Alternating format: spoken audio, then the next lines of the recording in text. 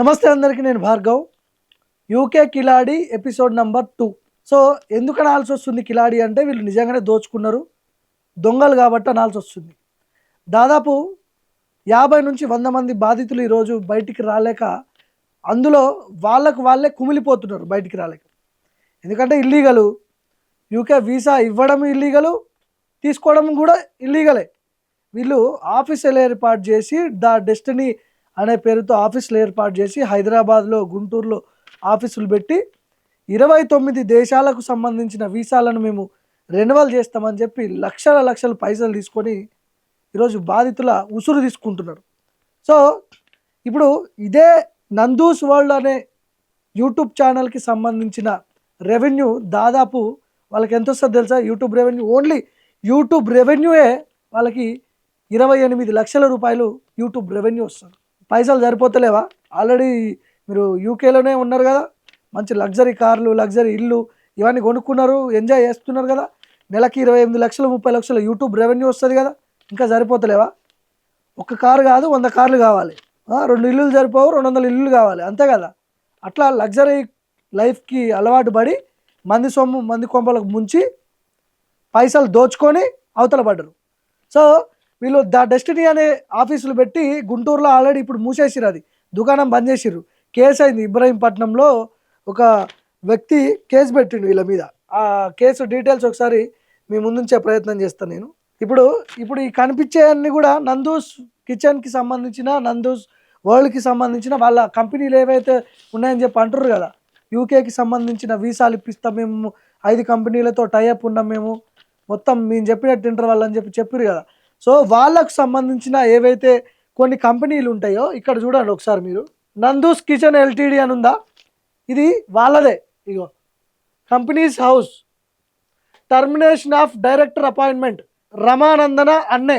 రమానందన్ అంటే ఎవరు? ఆమెనే నందూస్ వాళ్ళ వీడియోలు చేస్తుంటుంది కదా, గుంటూరు ఆమె. టర్మినేట్ చేసి పడేసిరు. ఎవరు టర్మినేట్ చేసిర్రు? వాళ్ళ కంపెనీలో వాళ్ళే టర్మినేట్ చేసుకున్నారు, ఎక్కడ డీటెయిల్స్ ఎవిడెన్స్ దొరకొద్దని చెప్పి. ఇగో ఇక్కడ ఇంకోటి ఉంది చూడండి, నందూస్ కేఫ్ లిమిటెడ్ డీటెయిల్స్. ఇగో మిస్టర్ మధుకర్ జాగర్లపూడి వాళ్ళ హస్బెండ్. ఇదంతా బయటకు వచ్చిన తర్వాత మొత్తం వాళ్ళే టర్మినేట్ చేసుకున్నట్టు లెటర్లు బయటకు పంపించి, మాకు సంబంధం లేదు అని చెప్పి వేరే వాళ్ళని పెట్టారు. ఇప్పుడు ఇగో ఇక్కడ ఉంది చూడు, service address recorded as companies registrated office. So Nandu's కిచెన్కి సంబంధించిన ఆ కంపెనీలకు సంబంధించిన డైరెక్టర్ వాళ్ళు ఆల్రెడీ మధుకర్ జాగర్లపూడి, నందన, వాళ్ళిద్దరిని వాళ్ళే టర్మినేట్ చేసుకున్నట్టు కొన్ని లెటర్లు కనపడుతున్నాయి మనకి. ఇక్కడ ఒకటి ఉంది చూడండి, ఇగో Nandu's cafe limited company number, termination details, ఇగో ఈ డేట్ రోజు టర్మినేషన్ అయిపోయారు. సో ఈ విధంగా ఇగో Nandu's kitchen LTD confirmation date, ఇగో రమా అన్నే.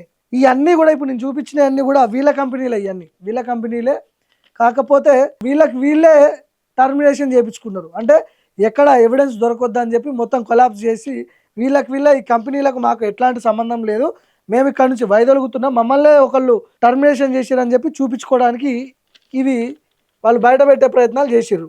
ద డెస్టినీ అనేది ఉండే వీళ్ళ కంపెనీస్. యాక్చువల్గా ఇవి గుంటూరు, హైదరాబాద్లో పెట్టిర్రు. ఇవన్నీ ఇప్పుడు దుకాణం అంతా బంద్ చేసిర్రు. మొత్తం వీసాలకు సంబంధించిన సర్టిఫికేట్లు అన్నీ ఇక్కడ గ్యాదర్ చేసి పైసలు వసూలు చేసే బ్యాచ్ మొత్తం ఈ డెస్టినీలో. నందన వాళ్ళ ఫాదర్ మోహన్ రావు మెయింటైన్ చేసేటోడు ఇవన్నీ. మోహన్ రావు, ఇప్పుడు ఈ మోహన్ రావు కూడా జంపు పరారీలో ఉన్నాడు. ఈయన కూడా పరారీలో ఉన్నాడు. కేసు అయింది కదా, ఇబ్రహీంపట్నంలో కేసు అయింది. అయితే ఇప్పుడు మామిళ్ళపల్లి శివక్రాంతి అనే ఒక బాధితుడు ఉన్నాడు. యుఎస్ వీసా కోసం ఈ నందన అనే ఆమెకి 25 లక్షలు ఇస్తాడు. 25 లక్షల రూపాయలు తీసుకుంటారు ఈ శివక్రాంతి దగ్గర.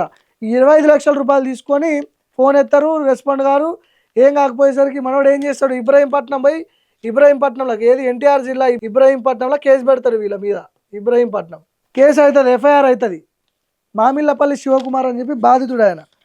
సో దీంట్లో కేసు అయిన డీటెయిల్స్ ఎవరున్నారు?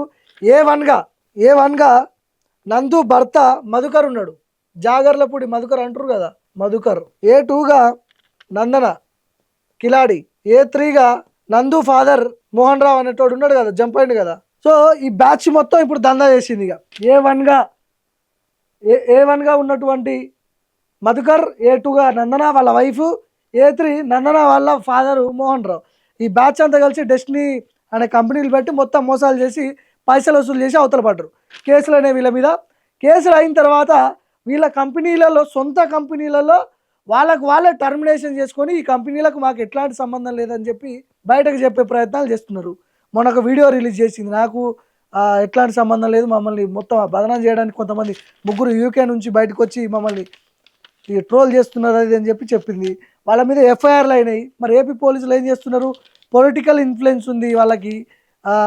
ఏపీ హోమ్ మినిస్టర్ అనిత పేరు చెప్పి బెదిరిస్తున్నారంట, చిరంజీవి పేరు చెప్పి బెదిరిస్తున్నారంట, నందిగామ ఎమ్మెల్యే తంగిరాల సౌమ్య పేరు చెప్పి బెదిరిస్తున్నారంట బాధితుల్ని.